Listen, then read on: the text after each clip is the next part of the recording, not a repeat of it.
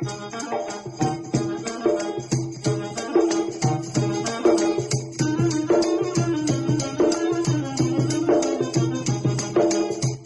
వాణి వ్యవసాయదారుల కార్యక్రమం.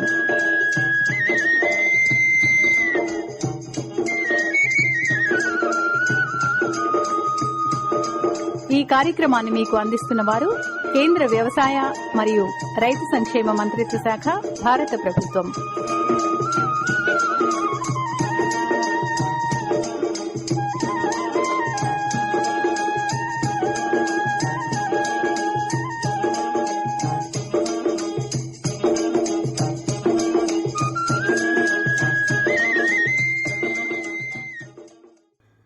రైతు సోదరులకు నమస్కారం. ఈనాటి కిసాన్ వాణి కార్యక్రమానికి స్వాగతం. ఈనాటి కార్యక్రమంలో పశువులకు సైలేజీ అంటే పాతరగడ్డి తయారీ గురించి జగిత్యాల జిల్లా చౌలమద్ది పశు వైద్యాధికారిణి డాక్టర్ కొమ్మెర మనీషా పటేల్ గారందించే వివరాలు వింటారు. ముందుగా వాతావరణ వివరాలు. హైదరాబాద్ వాతావరణ కేంద్రం నుండి వచ్చిన సమాచారం ప్రకారం రానున్న 5 రోజుల్లో జిల్లాలో వాతావరణం ప్రధానంగా పొడిగా ఉండవచ్చు. పగటి గరిష్ట ఉష్ణోగ్రత 30 డిగ్రీల సెల్సియస్ మరియు రాత్రి కనిష్ట ఉష్ణోగ్రత 16 నుండి 17 డిగ్రీల సెల్సియస్ మధ్య నమోదు కావచ్చు. గాలిలోని తేమ ఉదయం 61 నుండి 68% మరియు మధ్యాహ్నం 35 నుండి 41% మధ్య ఉండవచ్చు. ఈశాన్య దిశ నుండి గాలులు సరాసరి గంటకు 4 నుండి 7 కిలోమీటర్ల వేగంతో వీచే అవకాశం ఉంది. వాతావరణ వివరాలు విన్నారు. ఇప్పుడు కొన్ని ప్రకటనలు. सूखा हो या बेमौसम की बरखा हो, कीड़ा लगे खेत में या दुविधा हो, बहुत ही कम प्रीमियम पे पूरी हो भरपाई, फसल बीमित रहे कटाई के बाद भी भाई। हाँ, ऋणी या अऋणी अब हर किसान लाभ उठाए, एक मौसम एक दर है, सब किसान बीमा कराए, प्रधानमंत्री फसल बीमा योजना से हर किसान मुस्काए। कृषि और किसान कल्याण मंत्रालय द्वारा किसान हित में जारी. ప్రధానమంత్రి కిసాన్ మాన్ధన్ యోజన లభించును పెన్షన్ ఆధారం, కడింగా రైతు నిరాధారం, ఆనందాలతో అనుబంధం, వృద్ధాప్యం సుఖ సంతోషాలు, సురక్షితమౌను అన్నదాత, సురక్షితమౌను అన్నదాత.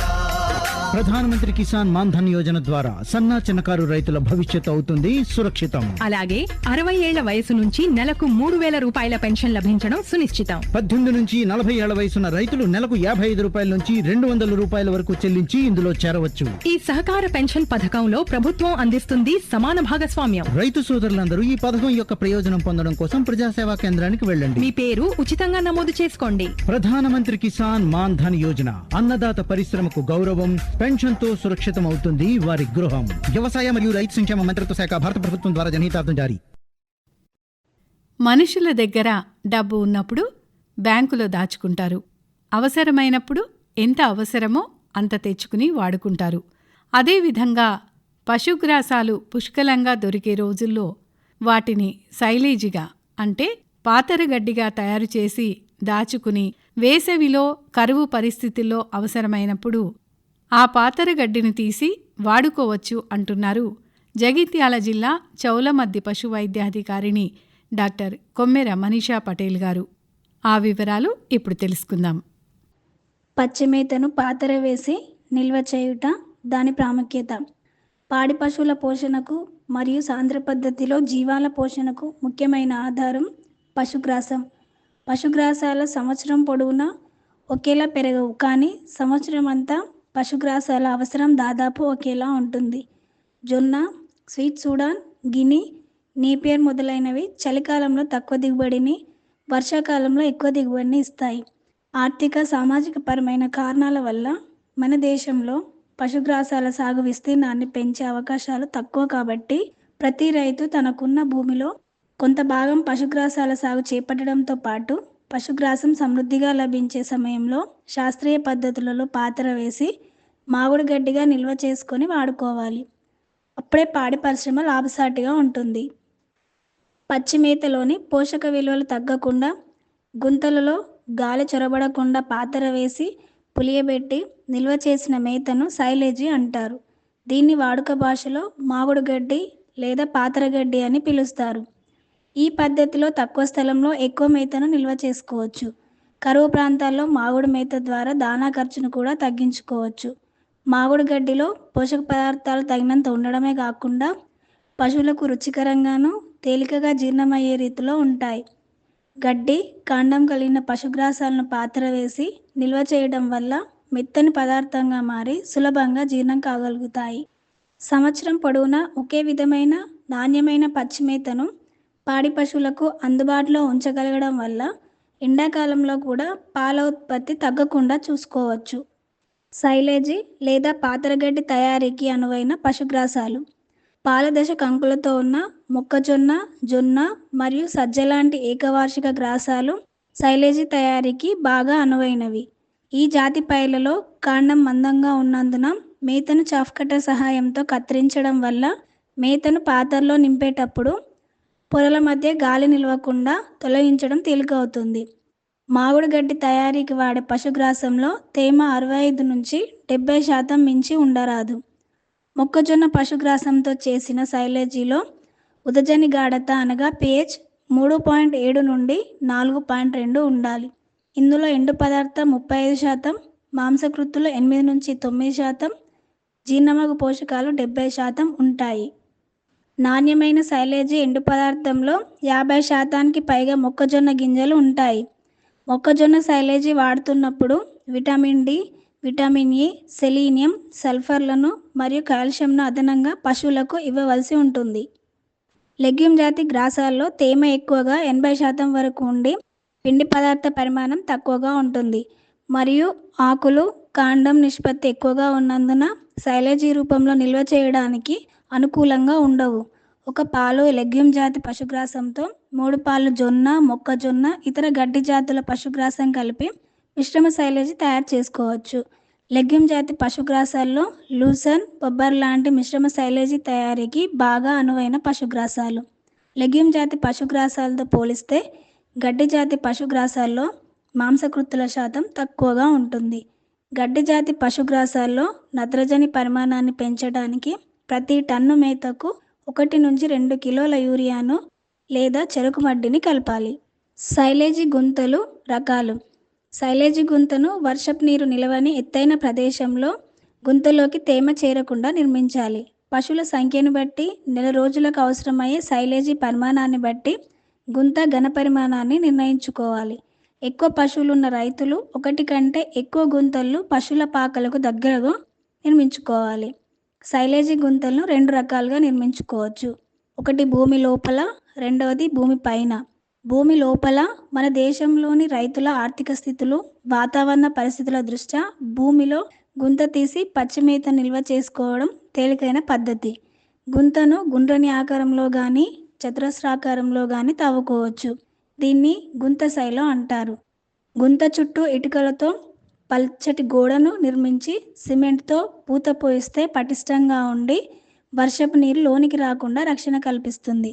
గుంతలు నేల మట్టానికి 7 అడుగుల కంటే లోతుగా ఉంటే సైలేజీని గుంత నుండి వెలుపలికి తీయడానికి చాలా సమయం వృధా అవుతుంది. కావున సైలేజీ గుంత లోతు నేల లోపల 6 అడుగులు, నేల మీద 2 అడుగులు, మొత్తం లోతు 8 అడుగులు మించకుండా ఉండే విధంగా నిర్మించుకోవాలి.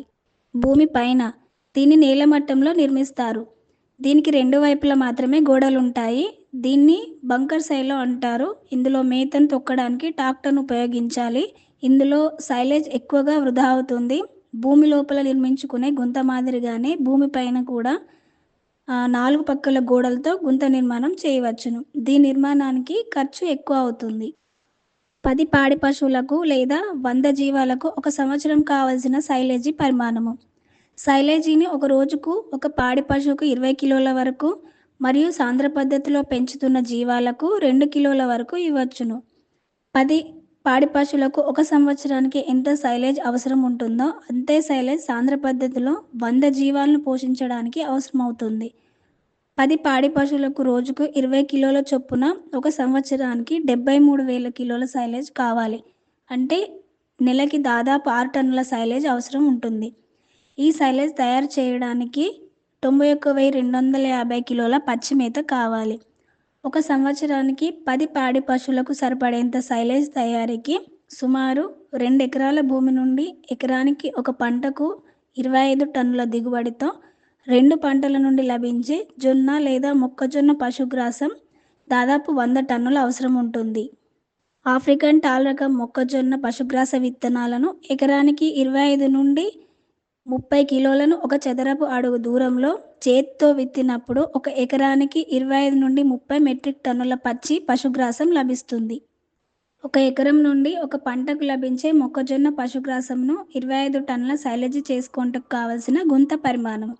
ఒక ఘనపుటడుగు గుంతలో 15 కిలోల సైలేజీని నిల్వ చేయవచ్చు. అంటే 1700 ఘనపుటడుగుల పాతర గుంత కావాలి. 10 అడుగుల వెడల్పు, 21 అడుగుల పొడవు, 8 అడుగుల లోతు గల పాతర గుంత సరిపోతుంది. సైలేజీ పాతర తెరిచిన తర్వాత 30 రోజుల్లో వాడుకోవాల్సి ఉంటుంది కాబట్టి ఈ పాతర గుంతను 4 సమభాగాలు చేసుకోవాలి, లేదా 6 టన్నుల పాతర పట్టే విధంగా 4 చిన్న గుంతలను 10 అడుగుల వెడల్పు, 5 అడుగుల పొడవు, 8 అడుగుల లోతు నిర్మించుకోవాలి. సైలేజీ తయారీకి కావలసిన పరికరాలు, సామాగ్రి: సైలేజీ గుంత, 200 GSM పాలిథిన్ షీట్, పాలకంకి దశలో ఉన్న మొక్కజొన్న పశుగ్రాసము, ఉప్పు 1 కేజీ టన్ను పచ్చిగడ్డికి, బెల్లం మడ్డి 1 కేజీ టన్ను పచ్చిగడ్డికి, డైకాల్షియం ఫాస్ఫేట్ 1 కేజీ టన్ను పచ్చిగడ్డికి, తౌడు లేదా జొన్న పిండి 1 కేజీ టన్ను పచ్చిగడ్డికి, లాక్టిక్ యాసిడ్ బ్యాసిల్లస్ ఇది కూడా కలిపినట్టయితే పచ్చిగడ్డి త్వరగా పులిసిపోవడానికి దోహదపడుతుంది. దీన్ని కలపకుండా కూడా సైలేజ్ తయారు చేయవచ్చు. చాఫ్ కటర్: 1 గంటకి 4 నుండి 5 మెట్రిక్ టన్నుల పచ్చి మేతను ముక్కలుగా చేసే సామర్థ్యం కలిగిన చాఫ్ కటర్ కావాలి. సైలేజీ తయారు చేస్తున్నప్పుడు నిరంతరాయంగా విద్యుత్ అవసరం ఉంటుంది కాబట్టి చాఫ్ కటర్కు తగు సామర్థ్యం గల డీజిల్ ఇంజన్ను అమర్చుకున్నట్లయితే అంతరాయం లేకుండా సైలేజీ తయారు చేయవచ్చు. మరియు చాఫ్ కటర్కి చక్రాలతో కూడిన స్టాండ్ ఏర్పాటు చేయగలిగితే దాన్ని సైలేజీ గుంతల వరకు తరలించడానికి వీలుగా ఉంటుంది. సైలేజీ తయారు చేయుట మరియు గుంత నింపే విధానము: పాతరలో కత్తిరించిన మేతను నింపే పని వరుస సూచన లేని దినాల్లో మాత్రమే ఉదయమే ప్రారంభించాలి. సైలేజీ తయారు చేయడానికి ఉపయోగించే మేతలో తేమ 60% మించి ఉండకూడదు. పచ్చి మేతలో 80% నీరు ఉంటుంది కనుక కోసిన పచ్చి మేతను పొలంలోనే 8 నుండి 12 గంటలు ఆరబెట్టి తేమను తగ్గించాలి. పాలకంకి దశలో ఉన్న మొక్కజొన్న పంటలో అంటే 80 నుండి 85 రోజుల వయసు తేమ 65% ఉంటుంది. సైలేజీ గుంతలోకి నేల అడుగు నుండి గుంత పక్కల నుండి తేమ రాకుండా నివారించడానికి అడుగు భాగాన మరియు అన్ని పక్కల 200 GSM పాల్ ఎథిలిన్ షీట్తో కప్పాలి. ప్రతి క్యూబిక్ ఫీట్ గుంతకి 1 నుండి 1.5 చదరపు అడుగుల షీట్ కావాలి. సైలేజీ తయారీకి 2 నుండి 3 గంటల ముందు నిర్ణీత మోతాదులో లాక్టిక్ యాసిడ్ బ్యాసిల్లస్ను గోరువెచ్చని నీటిలో కలిపి ల్యాబ్ ద్రావణంను తయారు చేసుకోవాలి. ప్రతి టన్ను పచ్చి పశుగ్రాసానికి 10 లీటర్ల నీటిలో బెల్లం మడ్డిని ముందుగా తయారు చేసుకున్న లాక్టిక్ యాసిడ్ బ్యాసిల్లస్ ద్రావణంను కలిపి పెట్టుకోవాలి. అలాగే ఉప్పు, డీసీపీలను మరియు అవసరాన్ని బట్టి తౌడు లేదా జొన్న పిండిలను ప్రతి టన్ను పశుగ్రాసానికి కిలో చొప్పున వేరే పాత్రలో కలిపి పెట్టుకోవాలి. 7.5 లేదా 10 హార్స్ పవర్ సామర్థ్యం గల ఇంజన్ను కలిగిన చాఫ్ కటర్ని గుంతకు సమీపంలో ఉంచాలి. ఉప్పు, డీసీపీల మిశ్రమంను మరియు బెల్లం మడ్డి, లాక్టిక్ యాసిడ్ బ్యాసిల్లస్ల ద్రావణంను పచ్చిమేతను ముక్కలుగా చేస్తున్న సమయంలోనే అంటే పశుగ్రాసంను చాఫ్ కటర్ ఫీడర్లో పెట్టగానే దానిపై చేతితో చల్లుతూ కలపాలి. ప్రతి 10 కిలోల పశుగ్రాసానికి 20 గ్రాముల ఉప్పు, డీసీపీల మిశ్రమాన్ని, 100 మిల్లీలీటర్ బెల్లపు మడ్డి, లాక్టిక్ యాసిడ్ బ్యాసిల్లస్ ద్రావణంల మిశ్రమాన్ని కలపాలి. అలా కలపడం వల్ల గుంతలో పచ్చిమేత ముక్కలుగా పడుతున్న సమయంలోనే పశుగ్రాసంతో మిశ్రమం సమంగా కలుస్తుంది. గుంతను నింపిన ప్రతి 3 నుండి 4 అంగుళాల తర్వాత గాలి దూరకుండా పొరకు కాళ్ళతో మేతను తొక్కవలను. దీనివల్ల మేత మధ్యలో ఉన్న గాలి బయటకు వచ్చేసి నాణ్యమైన సైలేజీ తయారవుతుంది. గుంత శైలో నింపేటప్పుడు నేల మట్టానికి పైన 2-3 అడుగుల వరకు మేతను నింపిన తర్వాత దానిపైన ప్లాస్టిక్ పేపర్ను పరిచి దానిపైన రాళ్లను కానీ లేదా ఏవైనా బరువులను కానీ పెట్టాలి. దీనివల్ల గుంతలోకి గాలి చొరబడకుండా ఉండి నాణ్యమైన సైలేజీ తయారవుతుంది. వర్షము, సుడిగాలి నుండి రక్షించడానికి పాతరపై కప్పును నిర్మించాలి. గుంతను పశుగ్రాసంతో నింపడం మొదలుపెట్టిన 6 నుండి 8 గంటలలోపు సైలేజీ గుంతను పూర్తిగా నింపివేసి సీలు వేయాలి. పచ్చి మేతలోని జీవకణాలు పాతర వేసిన తర్వాత 5-6 గంటల వరకు శ్వాసక్రియ కొనసాగించి మేత పొరల మధ్య ఉన్న వాయువును వినియోగించుకొని కార్బన్ డయాక్సైడ్ని విడుదల చేసి పాతల్లోని వాతావరణాన్ని మాగుడు పరచగల శక్తి కలిగిన సూక్ష్మజీవుల పెరుగుదలకు అనుకూలమైన పరిస్థితులను కల్పిస్తాయి. లాక్టోబాసిల్లస్ సంతతికి చెందిన సూక్ష్మజీవులు మొక్కల్లోని పిండి పదార్థాన్ని లాక్టిక్ యాసిడ్ మార్చడం వల్ల పాతల్లో నిల్వ చేసిన మేపులోని ఉదజని గాఢత అనగా pH తగ్గి హానికరమైన సూక్ష్మజీవులు నశిస్తాయి. మాగుడు మేపులో ఎంత ఎక్కువ పరిమాణంలో లాక్టిక్ యాసిడ్ తయారైతే మాగుడు మేపు నాణ్యత అంత ఎక్కువగా ఉంటుంది. సైలేజీ గుంతను ఎప్పుడు తెరవాలి, ఎలా తెరవాలి? సైలేజీ తయారీలో లాక్టిక్ యాసిడ్ బ్యాసిలస్ వాడినట్లయితే 4 నుండి 6 వారాల వ్యవధిలో సైలేజ్ వాడుకోవడానికి తయారవుతుంది, లేదా 6 నుండి 8 వారాల సమయం పడుతుంది. నాణ్యమైన మాగుడు మేత పసుపు బంగారు రంగులో ఉంటుంది మరియు ఒక విధమైన పండిన సువాసనను వెదజల్లుతుంది. ఇది కొద్దిగా పులుపుగా ఉంటుంది. పాతర వేసిన గడ్డిని 6 నుండి 8 వారాల తర్వాత అవసరాన్ని బట్టి ఎప్పుడైనా తీయవచ్చు. త్వరగా వాడాల్సిన అవసరం లేకపోతే గుంతని తెరవకుండా ఉంచితే గుంతలోని సైలేజీ 2 సంవత్సరముల వరకు చెడిపోకుండా నిల్వ ఉంటుంది. సైలేజ్ గుంతను మొట్టమొదటిసారిగా తెరిచినప్పుడు ఉపరితల భాగంలో అక్కడక్కడ గులాబీ రంగు లేదా నలుపు రంగుతో కూడిన పశుగ్రాస ముద్దలు కనిపిస్తాయి. వీటిని జాగ్రత్తగా ఏర్పడేయాలి. మొదటి రోజు మాత్రమే ఇవి మనకు కనిపిస్తాయి. గుంతను తెరిచిన ప్రతిరోజు పండిన సువాసన గమనించవచ్చు. పాతర పైన వేసిన కప్పును జాగ్రత్తగా తొలగించి పొరలు పొరలుగా కనీసం 6 అంగుళాల మందంతో ఒక రోజుకి సరిపడే మాగుడు మేతను పాతర నుండి రోజుకి ఒకేసారి బయటకు తీసుకొని ప్లాస్టిక్ సంచుల్లో నింపుకోవాలి. గుంత ఉపరితల భాగాన్ని ఎక్కువ సమయం తెరిచి ఉంచరాదు. సాధ్యమైనంత త్వరగా గుంత నుండి సైలేజీని తీసుకొని త్వరగా మూసివేసే ప్రయత్నం చేయాలి. మొత్తం కప్పునంతా ఒక్కసారి తీయకూడదు. ఏ రోజుకి ఆ రోజు సైలేజీని తీసిన తర్వాత గుంత పైభాగాన్ని పాలిథిన్ షీట్తో కప్పి బరువును అన్ని వైపులా పెట్టాలి. సైలేజీని గుంతలో నుండి తీస్తున్న సమయంలోనే దానిపైన లవణ మిశ్రమంను తగు మోతాదులో చల్లవచ్చును. తీసుకోవాల్సిన జాగ్రత్తలు: సైలేజీ గుంత తెరిచిన తర్వాత నెల రోజుల్లో గుంతలోని సైలేజీ మొత్తాన్ని వాడవలసి ఉంటుంది. సీల్ తీసిన పాత్రలోని మాగుడు మేతను పూర్తిగా వినియోగించిన తర్వాతనే రెండవ పాత్రను తెరవాలి. సైలేజీకి నీరు, గాలి తగలరాదు, లేకపోతే ఆరిపోయి చెడిపోతుంది లేదా బూజు పడుతుంది.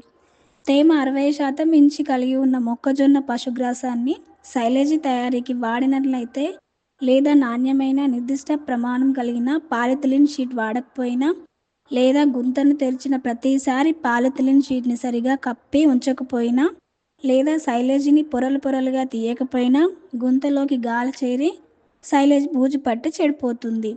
కావున సైలేజీ తయారీకి ఎంపిక చేసే మొక్కజొన్న పశుగ్రాసం తేమ విషయంలో మరియు గుంత నిర్వహణ విషయంలో అత్యంత జాగ్రత్త వహించాల్సి ఉంటుంది.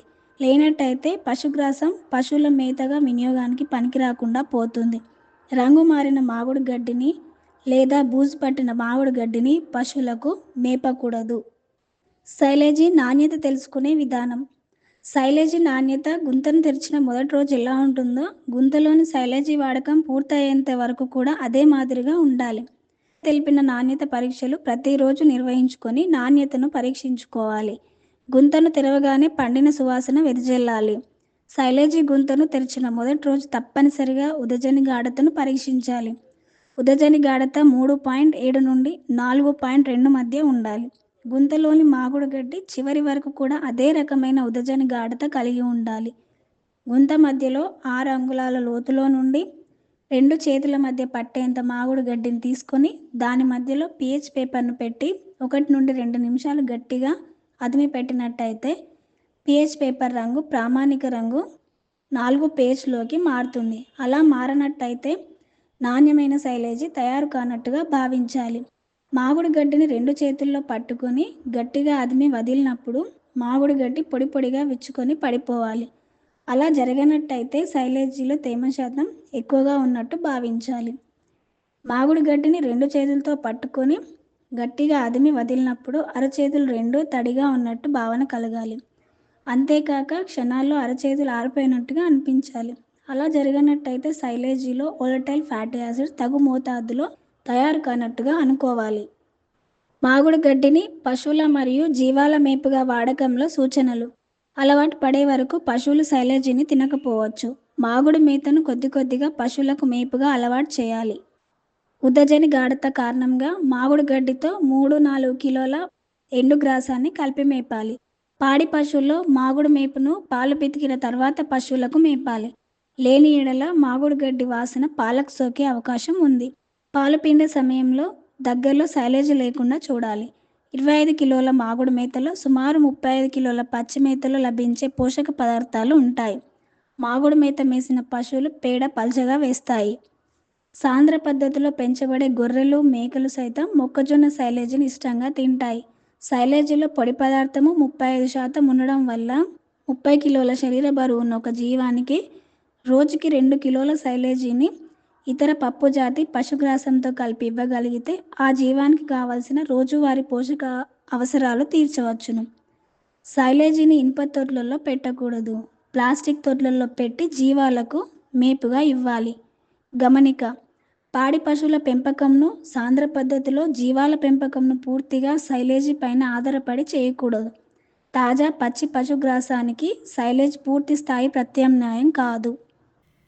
ఇంతవరకు మీరు పశువులకు సైలేజీ అంటే పాతరగడ్డి తయారీ గురించి జగిత్యాల జిల్లా చౌలమద్ది పశు వైద్యాధికారిణి డాక్టర్ కొమ్మెర మనీషా పటేల్ గారు అందించిన వివరాలు విన్నారు. ఇప్పుడు ఒక జానపద గేయం విందాం.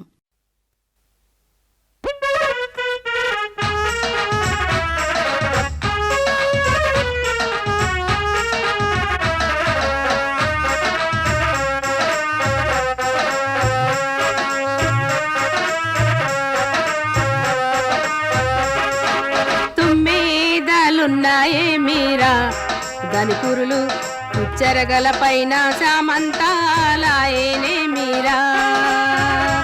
అప్ప తుమ్మెదలున్నాయే మీరా దాని కురులు ఉచ్చరగల పైన సామంతాలాయేనే మీరా.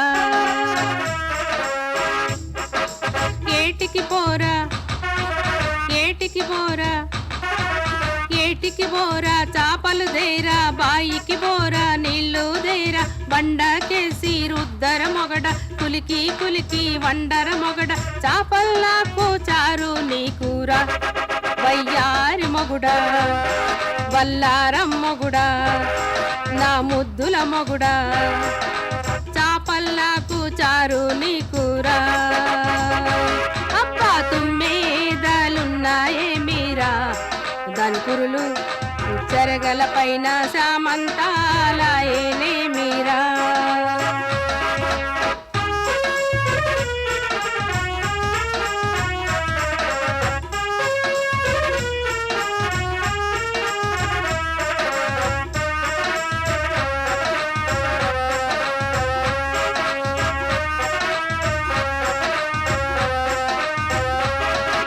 సంతకు బోరా సంతకు బోరా సంతకు బోరా బర్రెను దేరా, బర్రె కాడికి నన్నెత్తుకు పోరా, కులికి కులికి పిండర మొగుడా పాలు నాకు కుడితి నీ కూర వయ్యారి మొగుడా వల్లారం మొగుడా నా ముద్దుల మొగుడా, పాలు నాకు కుడితి నీ కూర. అబ్బా తుమ్మెదలున్నాయే మీరా దాని కురులు ఉచ్చరగల పైన సామంతాలాయేనే మీరా.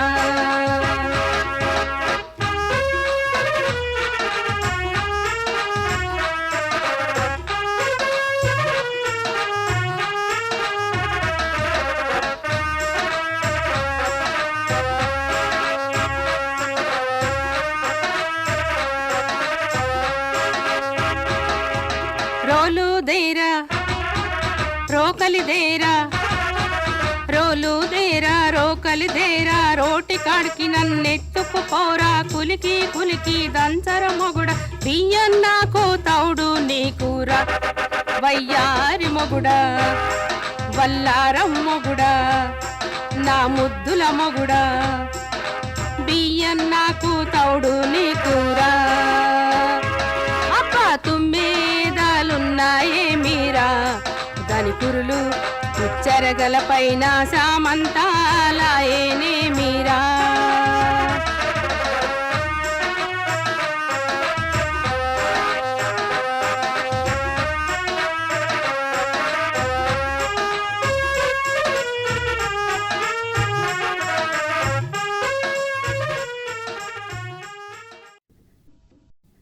జానపద గేయం విన్నారు కదా. కార్యక్రమంలో ఇప్పుడు వయ్యారి భామ కలుపు నిర్మూలన గురించి కొన్ని వివరాలు వింటారు. వయ్యారి భామ ఒక హానికరమైన సమస్యాత్మక కలుపు మొక్క. దీనిని క్యారెట్ గడ్డి, నక్షత్ర గడ్డి అని కూడా పిలుస్తారు.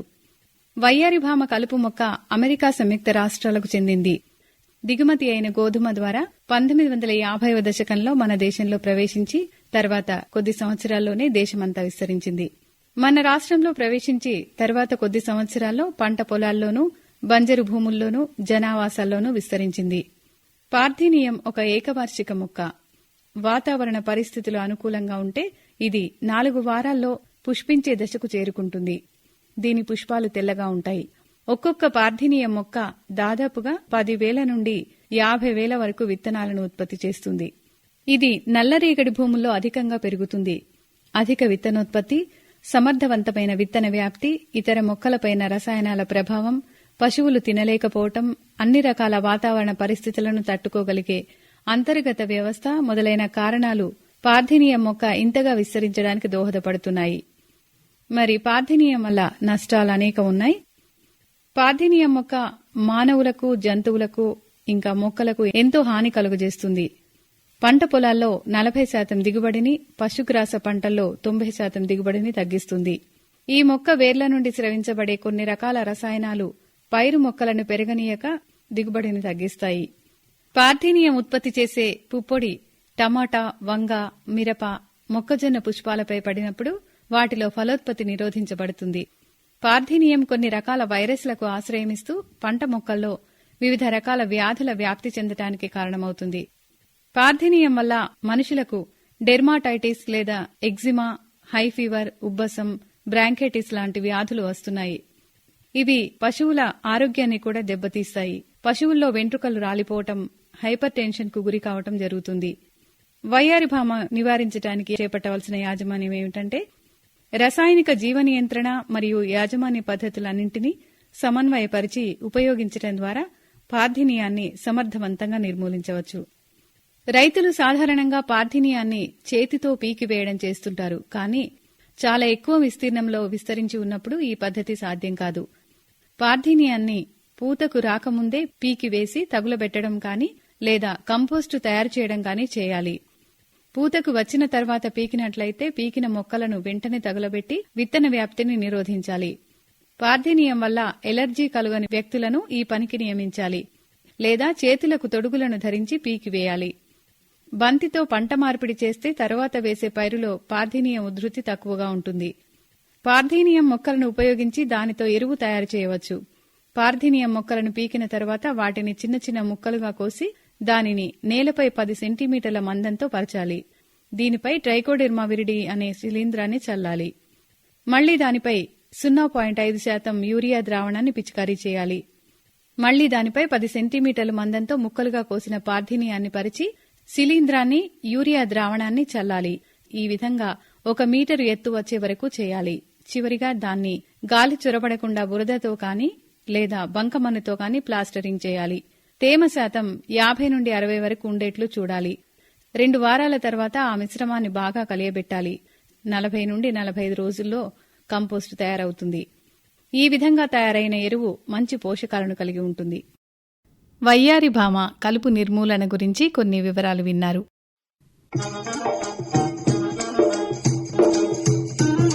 ఈనాటి కిసాన్ వాణి వ్యవసాయదారుల కార్యక్రమం ఇంతటితో సమాప్తం.